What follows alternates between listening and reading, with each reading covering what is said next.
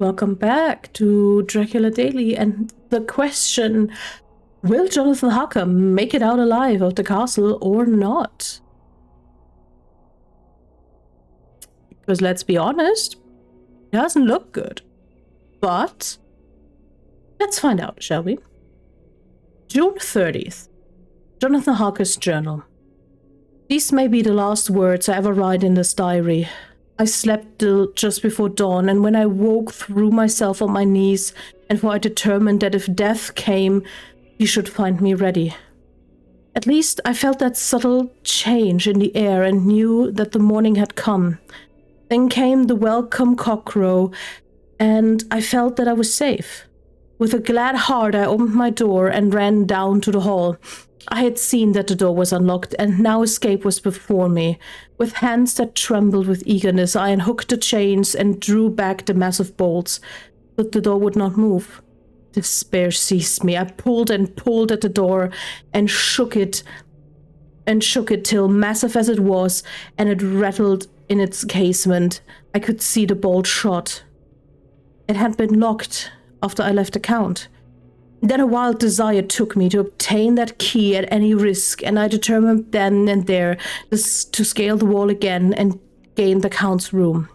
He might kill me, but death now seemed the happier choice of evils.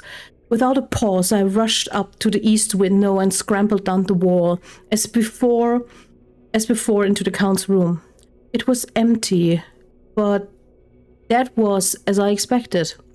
I could not see the key anywhere, but the heap of gold remained.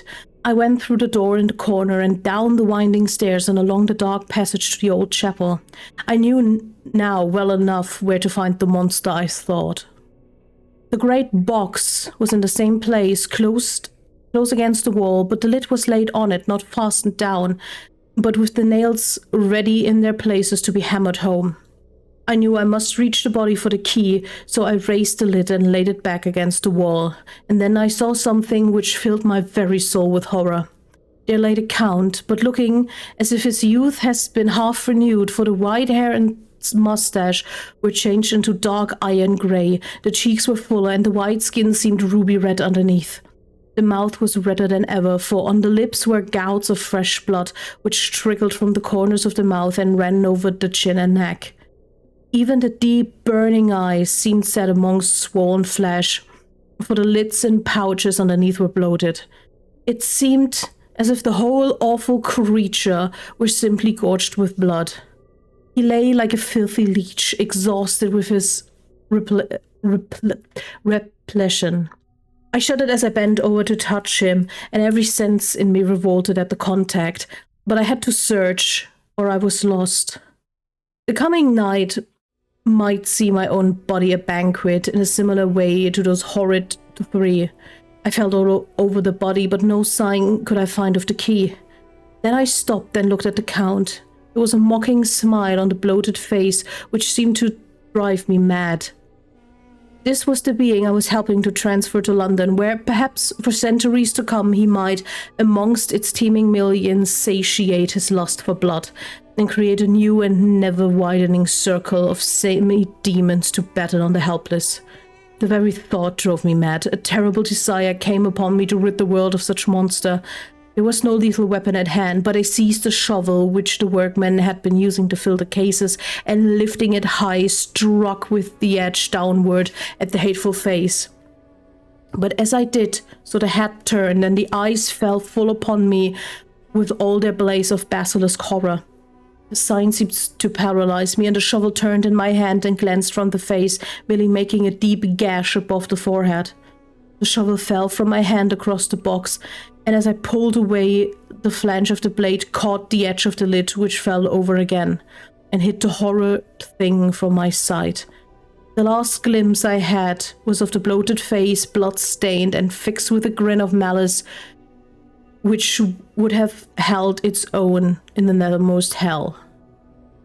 I thought and thought what should be my next move, but my brain seemed on fire, and I waited with a despairing feeling growing over me. As I waited, I heard in the distance a gypsy song sung by merry voices coming closer, and through their songs, the rolling of heavy wheels and the cracking of whips, the Scani and the Slovaks of whom the Count had spoken were coming. With a last look around and the box which contained the vile body, I ran from the place and gained the Count's room, determined to rush out the moment the door should be opened. With strained ears I listened, and I heard downstairs the grinding of the key in the great lock and the falling back of the heavy door. There must have been some other means of entry, or someone had a key for one of the locked doors.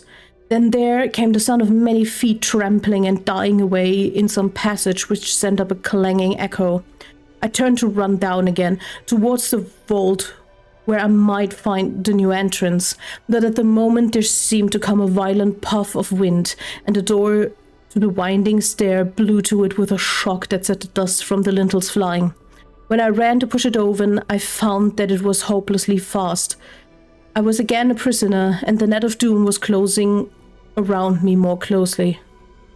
As I write, there is in the passage below a sound of many trembling feet and the crash of weights being set down heavily, doubtless the boxes with the fright of earth. There's a sound of hammering. It is the box being nailed down. Now I can hear the heavy feet trampling again along the hall, with many other idle feet coming behind them. The doors shut and the chains rattle. There is a grinding of the key in the lock. I can hear the key withdrawn, then another door opens and shuts. I hear the creaking of lock and bolt. Hark in the courtyard, and down the rocky way they roll of heavy wheels, the crack of whips and the chorus of the Scani as they pass into the distance. I am alone in the castle with these awful women. Mina is a woman it is not in common. They are devils of the pit. I shall not remain alone with them. I shall try to scale the castle wall farther than I have yet attempted.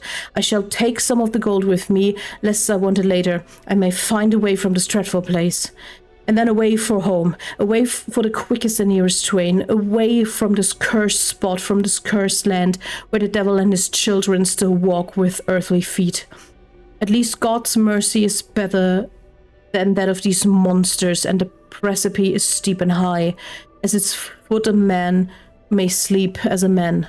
Goodbye all, Mina. Oof. I can't even begin to fathom the horror of hearing people come in and leave while he himself can't at all. Unfortunately, we won't hear any news from Jonathan for a while. The next entry, we will come back to Dr. Seward. So let's hope Jonathan will be all right. Until next time.